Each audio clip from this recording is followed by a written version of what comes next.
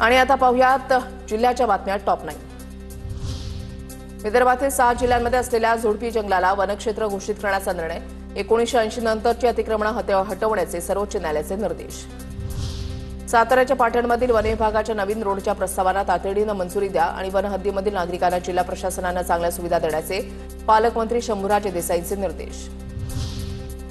रायगडच्या उरणमध्ये खोल समुद्रातील मासेमारी बंदीचे आदेश। 1 जून ते 31 जुलै या 61 दिवसांच्या कालावधीसाठी ही बंदी लागू करण्यात येणार। महाराष्ट्र आणि कर्नाटकमध्ये गाड्या चोरणारा अट्टल गुन्हेगाराला अटक। गुन्हेगाराकडून 4,05,000 रुपयांच्या 7 गाड्या जप्त।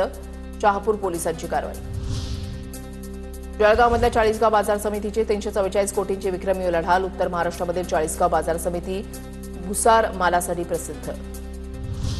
तुळजाभवानी मंदिरातील संवर्धनाच्या कामाला वेग। पाऊस सुरू असताना देखील मंदिर संवर्धनाचं काम सुरूच। संजय राऊतांनी पुस्तक लिहिल्यानंतर ज्यांनी वाचन सोडून दिलं त्यांनी हे पुस्तक झोंबलं असेल। विरोधी पक्षनेते अंबादास दानवेंची नाव न घेता प्रकाश आंबेडकरांवर टीका। कोल्हापूरच्या इचलकरंजीमध्ये 24 मे पासून दुर्गा वाहिनीचा शौर्य प्रशिक्षण वर्ग। 12 जिल्ह्यातील 350 युवतींचा सहभाग।